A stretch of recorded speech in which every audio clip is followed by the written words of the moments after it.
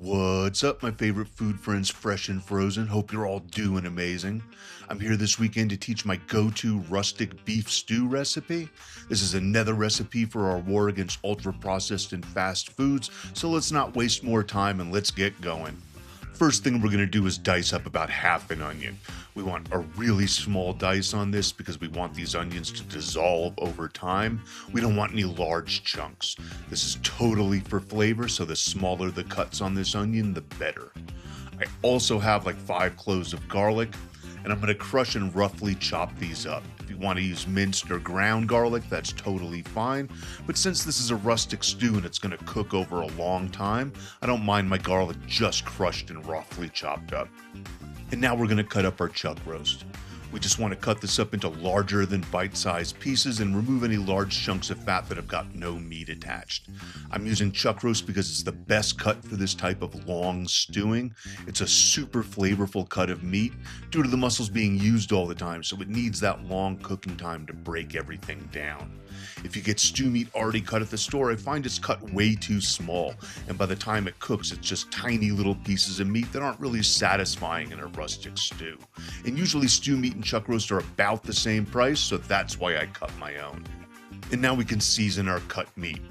I'm going to use a tablespoon of garlic powder, a tablespoon of onion powder, a tablespoon of paprika, a small teaspoon or so of salt, because we're going to add a lot more later, so we're just going to use a little right now, and then a large amount of black pepper. I'm going to grind in about a tablespoon or so, and then we're just going to get all of this coated and mixed up.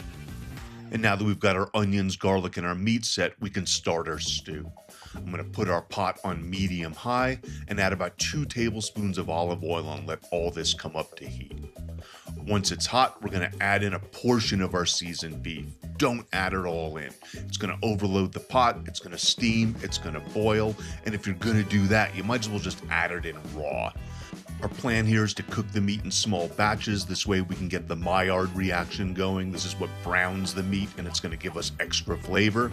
You can skip this part and add the meat raw to the stew base later, but it won't taste as good. And if you're going to add all the meat into the pot at once to fry it and cook it, you might as well just add it to the stock because it's not going to make any difference. Take the effort to brown all this and set it aside for later. It makes a huge difference by the end. Now that our meat is cooked, we can start to sweat our onions and our garlic right in the same pot with all our crusted proteins. This is called fond, and it's got tons of flavor locked into it. I'm going to add a little more olive oil since our pot is a little dry, and we're going to saute all this up for about 3 minutes until they sweat. Now that the onions and garlic are releasing their water and they've got a good sweat on, we can add our beef stock or broth. I'm starting with 2 cups of beef broth, and I'm scraping the bottom of my pot to release that fond and all of that locked in flavor. Then I'm going to add in a large tablespoon of beef base. And this is like the soup powder that I use in my chicken soups, but it's beef and it's in a slightly different form. We're going to mix this in really well, and then I'm going to add in the last 2 cups of beef broth, so 4 total.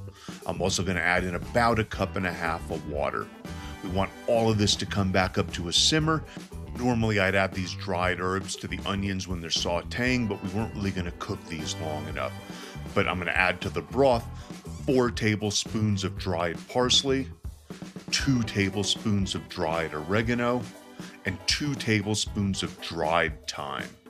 And then we're going to add all of the beef back in and get this back up to temperature.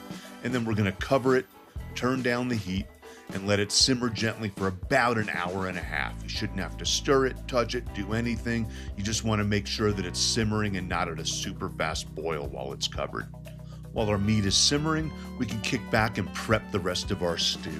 We've got about 90 minutes to do about 30 minutes worth of work, so no rush, no pressure. I've got about 1 pound of carrots, and I'm just going to slice these up into slightly larger than bite-sized pieces. Didn't even peel these, just gave them a good scrub, cut the ends off. We want these rustic and chunky.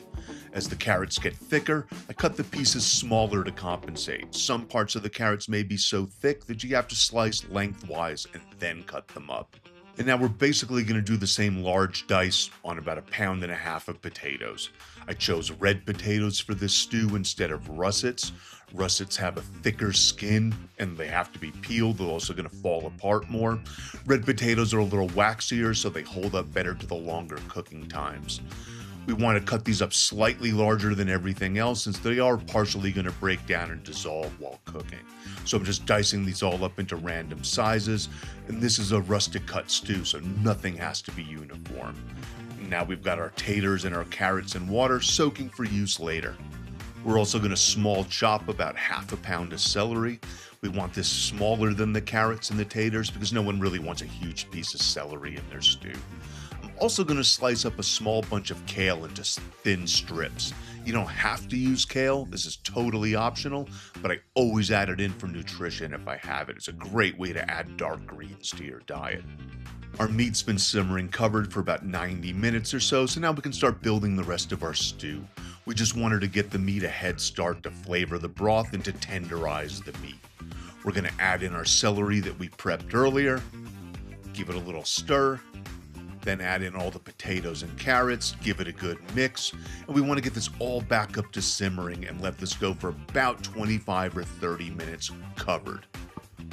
Now that all of this is simmered for about 30 minutes covered, we're going to add in our kale and mix it all up.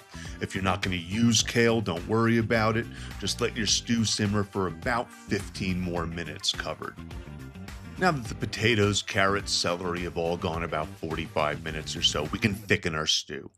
I didn't thicken it earlier because then it's going to require a lot of extra attention. We're going to have to stir it more. We have to worry about things burning on the bottom of the pot. I tried to make this a simmer and forget recipe. I'm adding in about 3 tablespoons of potato starch into about 1/2 cup of water and mixing it up. I added 1/2 to our stew, stirred it up, wait a little bit to see how it thickens like we always do, and then I added in the rest. Stir it up, and then we're going to let this cook about 10 minutes. Now that this is cooked and thickened for about 10 minutes, we're going to add in our last ingredient. I'm adding in 12 ounces of frozen peas. You can use fresh or frozen, doesn't make a difference. I love peas in stew. I debated adding in 12 ounces of corn as well at this stage, but decided on just the peas. You can add in whatever you like, corn, green beans, peas, frozen mixed vegetables, whatever you like, a mix of all of them, doesn't make a difference. I cook this about 5 minutes more, turn off the heat, cover the pot, and I just let it sit covered for about 5 minutes. And now we can serve this all up.